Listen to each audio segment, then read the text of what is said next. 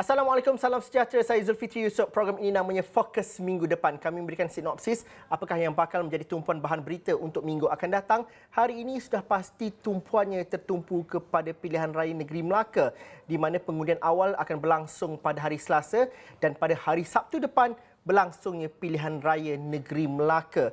Dan selain daripada Melaka, apa yang kami mahu memberikan tumpuan pada hari ini ialah mengenai COVID-19. Sesuatu perkara yang jarang kita bincangkan dalam sehari-harian, tapi faktanya dan realitinya, kadar kebolehjangkitan COVID-19 di seluruh negara meningkat ataupun mencatatkan peningkatan, di mana Arnott contohnya meningkat kepada 1.0 setakat 11 November. Dan kalau fakta terkini pada hari ini, Arnott di seluruh negara ialah 1.04. Di mana semalam, Ketua Pengarah Kesihatan Tan Sri Dr. Nur Hisham Abdullah dalam sidang medianya berkata peningkatan itu lebih kurang 5 minggu selepas pergerakan rentas negeri dibenarkan pada 7 Oktober lalu. Beliau bagaimanapun memberitahu rentas negeri bukanlah masalahnya, tetapi berhimpun di tempat sempit dan berbual dalam jarak yang dekat adalah puncanya. Kita dengarkan sedikit sedutan sidang media semalam.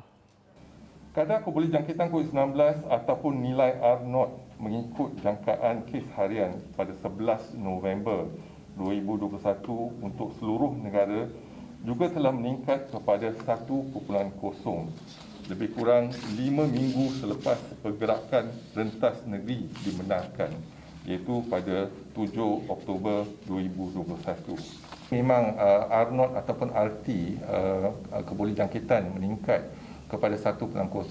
Kalau 1.0 maksudnya kes itu akan mendata. Dia tak menurun lagi tapi dia akan mendata. Kalau dulu 0.8 berarti ada penurunan 20% satu putaran. Tapi sekarang ni akan mendata. Jadi ini adalah tanda-tanda awal, iaitu kes mungkin akan melonjak naik, tapi belum naik lagi, tapi mungkin akan. Tapi sekarang ni dalam fasa mendata. Jadi apa yang Kementerian Kesihatan ingin menyuruh orang ramai, yang pertama kepatuhan pada SOP. Merentas negeri kita dah benarkan. Merentas negeri tak ada masalah. Masalah yang berhimpun dan juga berhimpun di tempat yang sempit dan bersembang dengan jarak yang dekat. Itulah cara penularan COVID-19. Hari ini 5,809 kes baharu COVID-19 dicatatkan. Dr. Farhan Rusli, pakar kesihatan awam bersama dengan kita pada hari ini. Doktor, kalau kita dapat fahami, Arnott 1.04, kes mungkin sedikit menurun hari ini 5,809. Namun bagaimana kita melihat cycle itu untuk 2 minggu, seminggu yang akan datang? Kita mungkin tidak segairah dahulu untuk mengetahui kes-kes jangkitan harian. Tetapi kita juga sedar di sekeliling kita ada jangkitan-jangkitan baru. Ada rakan-rakan kita yang dikuarantin, ada rakan-rakan kita yang berada dalam kategori 1 atau 2 jangkitan COVID-19. Apa yang kita perlu lakukan untuk memastikan bahawa Arnott itu tidak naik, kes tidak naik? Jadi perkara yang pertama yang kita harus ingat ialah Arnott ini menunjukkan kadar kebolehjangkitan. Jadi bila kita mengatakan Arnott itu makin lama makin meninggi, bermakna kita ada prediction bahawa kes akan lagi lama akan lagi naik. Tetapi saya tak suka sangat nak tengok Arnott ni kerana dia bukanlah indikator yang realistik di mana kita boleh apply to the ground sekarang. Maknanya kalau kita nak tengok live, kita kena tengok juga dengan jumlah berapa orang yang menjalani ujian. Lepas tu berapa orang yang sebenarnya positif, daripada ujian tersebut, ujian apa? Adakah dia RTK, adakah dia saliva, adakah dia PCR. Jadi perkara-perkara ini sebenarnya penting untuk kita tahu sebab kita tahu PCR adalah gold standard. RTK saliva kita kata bagus tapi tak sebagus PCR. Jadi adakah kita melaksanakan tanggungjawab dan tengok ada tak false positif, ada false negatif. Lepas tu bila kita kata orang boleh beli RTK saliva test kit ni di luar. Contohnya di kawasan kejiranan saya ada seseorang ahli surau baru saja diumumkan positif pada hari Khamis. Dan apabila dia mengumumkan dia telah positif, semalam ataupun pagi tadi orang lain dah melaksanakan ujian dan ia adalah negatif. Tetapi secara amnya dan menggunakan sains, sepatutnya testing itu dilaksanakan pada hari ketiga hingga hari kelima. Jadi adakah bila benda ini kerap berlaku, kita sebenarnya tak dapat tangkap sebenarnya mereka yang positif ataupun kita underestimate kefahaman rakyat tentang apakah sebenarnya mereka harus lakukan. Jadi di situlah sebenarnya kes tu akan naik turun mengikut masa sebenarnya dan bukan mengikut keadaan yang sekarang. Apa yang kita perlu bimbangkan kerana jangkitan kes itu mungkin adalah satu perkara yang bukan lagi indikator utama untuk kita melihat. Bagaimana kita memahami situasi yang perlu kita fikirkan sebagai risiko kepada kesihatan yang pertamanya, dan keduanya orang akan tanya, kita nak ketatkan balik ke penguatkuasaan, kita nak ketatkan balik ke pembukaan ekonomi ataupun bagaimana? Di mana kita nak letakkan? Kalau orang biasa, geng-geng surau macam Dr. Farhan katakan tadi, di mana mereka perlu letakkan concern dan juga kebimbangan mereka pada ketika ini? Jadi di situlah sebenarnya kita ada this gap ataupun satu jurang yang memang kita tak boleh nak cover sebenarnya. Kerana kalau mengikutkan scientific evidence, kita harus menengok daripada kalau kita sakit, kita boleh baik ataupun kita boleh pergi dapat rawatan hospital atau tidak. Jadi itu sebenarnya indikator yang kita harus tengok. Jumlah orang yang menggunakan katil di hospital. Kita kena tengok berapakah katil ICU yang masih lagi ada. Kita kena tengok ventilator ataupun alat bantuan pernafasan. Bermakna jika ada orang sakit, kita boleh rawat. Tetapi bila kita nak memberikan indikator ini kepada rakyat untuk memahami, ada kemungkinan sejumlah mereka besar tidak memahami sebenarnya apa. Adakah kita mengatakan bahawa ventilator kita ni 500 bagus atau tidak bagus? Mereka tak faham. Jadi di situlah kita balik kepada benda yang asas, iaitu memberikan tanggungjawab kepada rakyat, mengatakan kepada mereka bahawa anda masih lagi berisiko untuk dikena COVID, dan anda boleh dijangkiti COVID, boleh menjangkit orang, dan anda masih lagi boleh meninggal dengan COVID. Itulah sepatutnya naratif yang kita harus berikan kepada rakyat kita supaya mereka memahami tanggungjawab masing-masing. Dr. Farhan, kita sudah mula memberikan dos penggalak dos ketiga. Tapi dalam masa yang sama juga 40% ini dikatakan oleh Menteri Kesihatan juga tempoh hari, 40% tidak menghadiri temu janji mereka. Di peringkat ini, adakah benar kalau dikatakan semangat nak mengambil dos itu tidak seperti pada peak pusingan pertama dahulu? Jadi bagaimana kita nak memastikan bahawa masyarakat ada this attitude ataupun sikap yang sama seperti dahulu? Dos penggalak sama pentingnya seperti melengkapkan dos kedua. Pada aspek hari ini bagaimana? Okey, so izinkan saya untuk memberikan perumpamaan lah. Katalah kita semua dalam kereta dekat highway nak balik kampung lah. Katalah kita daripada Kedah nak balik ke Johor. So kita on the highway, lepas tu kita dah start ngantuk, betul tak? Kalau malam. So kita berhenti dekat stesen minyak, kita beli kopi. Kopi ada macam-macam jenis. Kan? Tapi katalah kita beli semua kopi sama jenis. Kita bagi dekat orang yang dalam kereta tu, ada 5 orang. Semua orang minum kopi tu. Efek kopi tu kepada setiap individu adalah amat berbeza. Betul tak? Ada yang setengah tin dah boleh tahan sampai hujung. Ada yang 2 tin pun tak jalan lagi.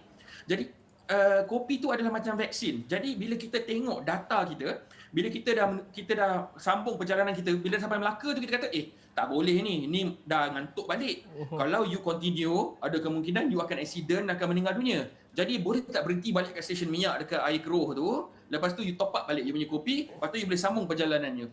Jadi di situlah orang harus memahami.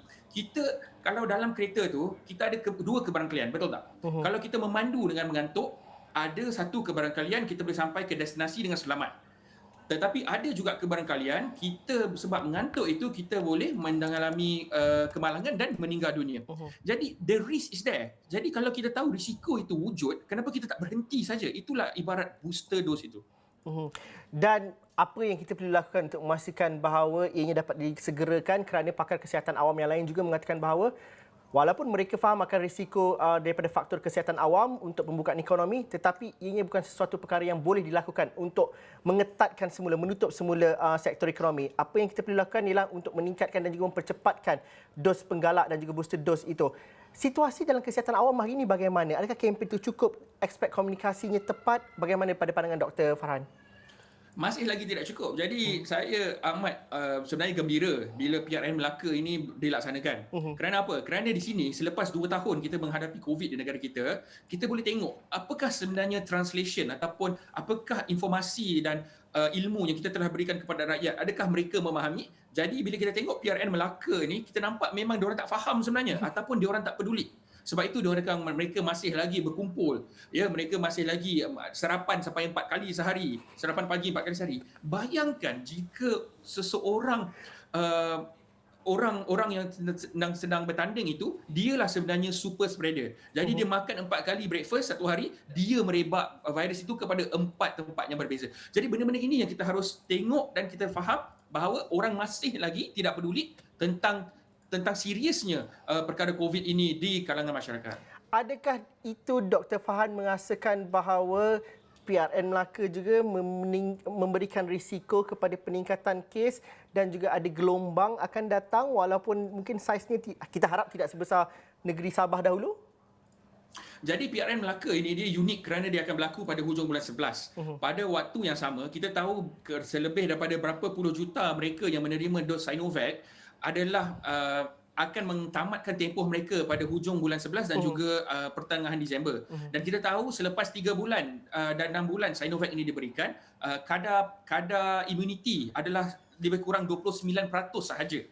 Jadi kita akan nampak satu gelombang yang akan berlaku hujung tahun ini dan akan memasuki kepada tahun 2022 dan kenaikan kes itu akan berlaku dan the only way dan hanya satu-satunya cara untuk kita memastikan gelombang ini tidak menjejaskan kesihatan awam. Bermakna Zul kena faham gelombang itu akan berlaku. Tapi kita tak nak orang meninggal sebab COVID. Jadi macam mana kita tak nak orang meninggal sebab COVID itu? Kita harus memastikan mereka menerima dos manggala ataupun booster dose sebelum waktu imuniti mereka turun ke bawah.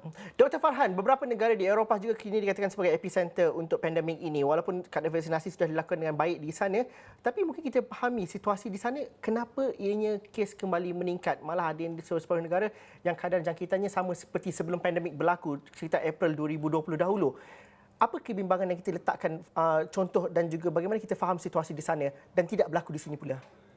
Jadi harus difahami ialah bahawa virus COVID ini apabila musim salji berlaku, kadar jangkitan dia adalah amat lagi tinggi kerana udara yang kering dan sebagainya yang membantu virus ini untuk merebak dengan lebih cepat. Jadi kalau kita tengok data daripada tahun-tahun yang sebelumnya, kita nampak surge hujung 2019, kita nampak surge pada 2020, Disember, Januari begitu.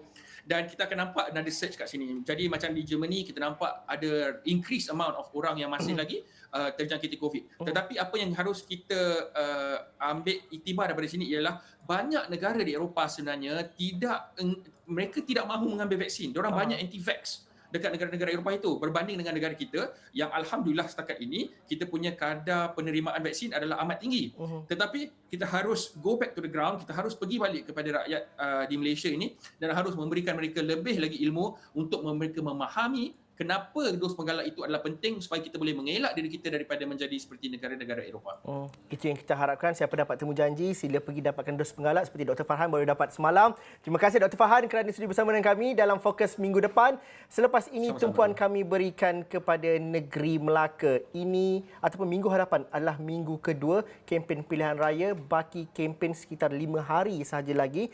Bagaimanakah pematuhan SOP? Bagaimanakah kita melihat rencana parti politik? Itu saya bincangkan selepas ini.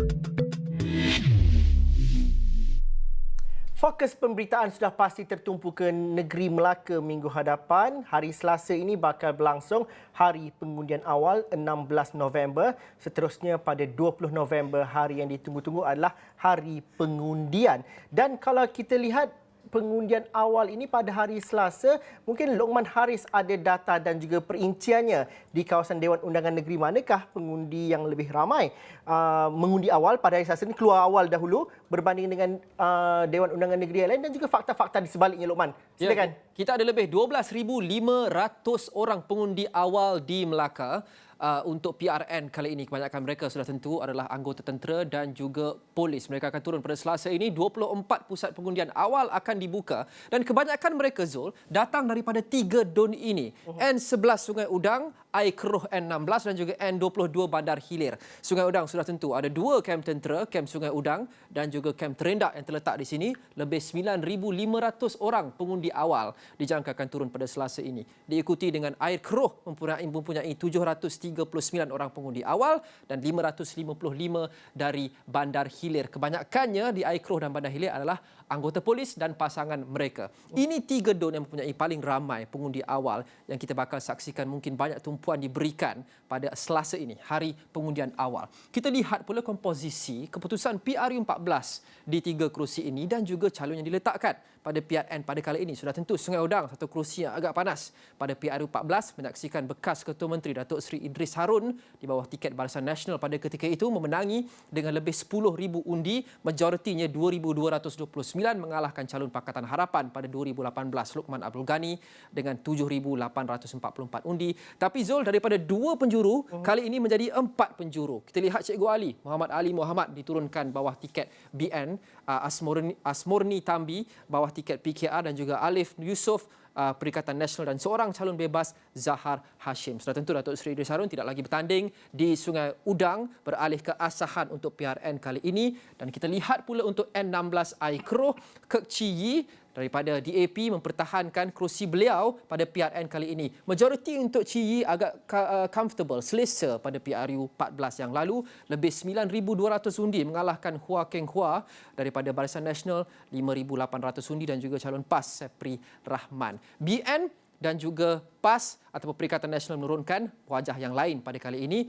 untuk melawan dengan Kek Chi Yi dengan harapan boleh mengalahkan atau sekurang-kurangnya memberikan saingan yang sengit berbanding PRU14. Dan di Bandar Hilir juga, satu lagi kerusi don yang ramai pengundi awal. Di sini kebanyakannya anggota polis dan pasangan juga dipegang oleh DAP, tetapi kita lihat secara keseluruhannya adalah wajah yang baru. DAP juga menurunkan wajah yang baru. Tay Kok Kiew menang dengan majoriti yang sangat selesa. Lebih 11,300 majoritinya pada PRU14 yang lepas, jauh meninggalkan calon daripada Barisan Nasional dan seorang calon bebas. Kali ini tambah seorang calon daripada Perikatan Nasional. Daripada 3 penjuru menjadi 4 penjuru. Kali ini Leng Chow Yen yang diturunkan oleh DAP untuk bertemu dengan calon BN Lee Kasian, Perikatan Nasional Clarice Chan dan juga calon bebas Mak Chi Kin. Jadi 3 kerusi ini, Zul, yang akan menyaksikan paling ramai sekali pengundi awal Selasa ini. Sungai Udang, Air Keruh dan juga Bandar Hilir. Ini data dia, Zul. Luqman, kalau di Sungai Udang tu katanya fakta yang menarik juga, kebanyakan terdiri daripada pengundi-pengundi muda 30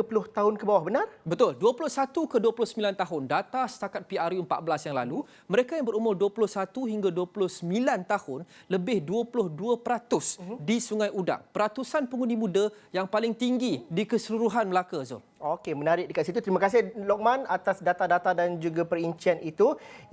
Saya ingin bincangkan bersama dengan saudara Amirul Munir Muhammad, mantan Ketua Eksekutif Jawatan Kuasa Khas Pembaikan Sistem Pilihan Raya ERC dan juga penyelidik di Center for Electoral Education and Democracy. Terima kasih saudara Amirul kerana sudi bersama dengan kami dalam Fokus Minggu depan. 16 hari bulan tarikh pengundian awal dan pecutan terakhir untuk ahli-ahli politik, tetapi ini adalah pilihan raya negeri di era pandemik. Sejauh manakah pada pandangan Dr. Saudara Amirul, SOP itu dipatuhi dan bagaimana sukarnya kita menebak keputusan yang bakal dilakukan oleh rakyat Melaka 20 hari bulan nanti? Terima kasih, Zul.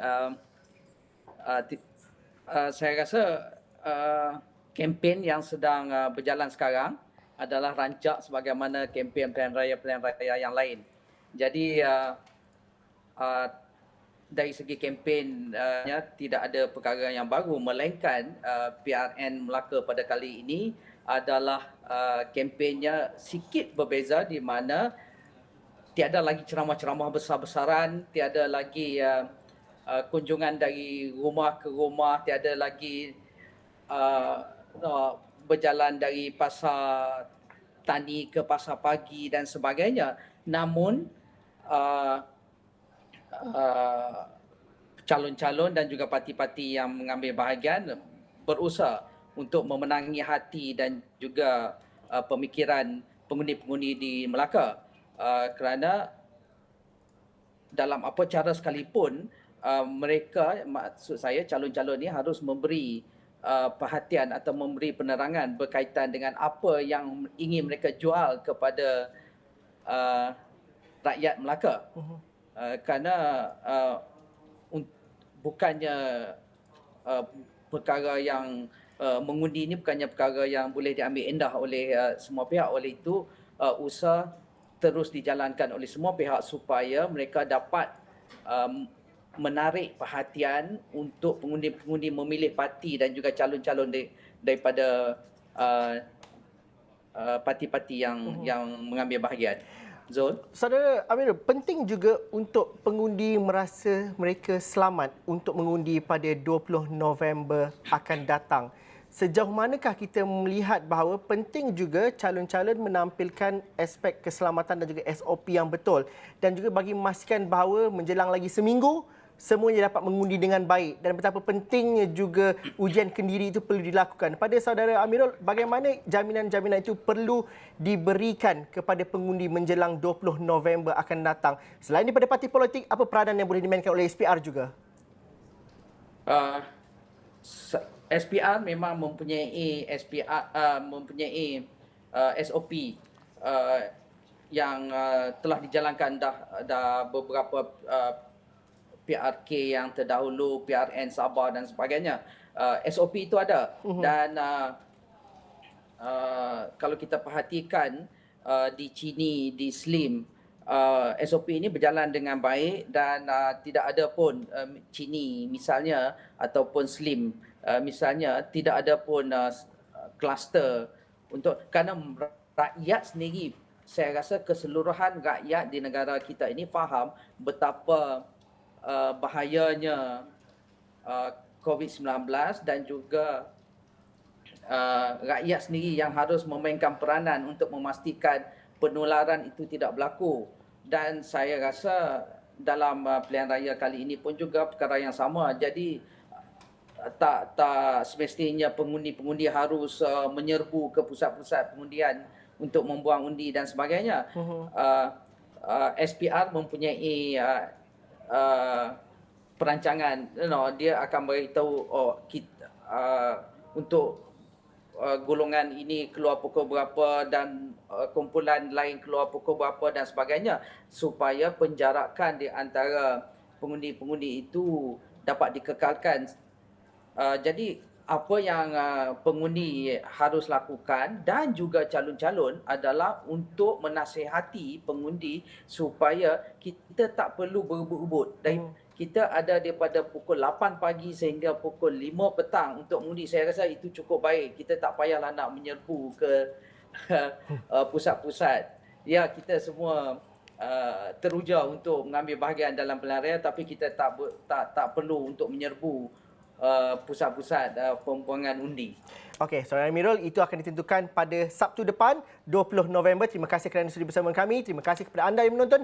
Dalam fokus minggu depan, pandangan dan juga cadangan anda kami lalukan di social media kami. Teruskan bersama kami. Sekian saja. Assalamualaikum warahmatullahi wabarakatuh. Kita jumpa lagi.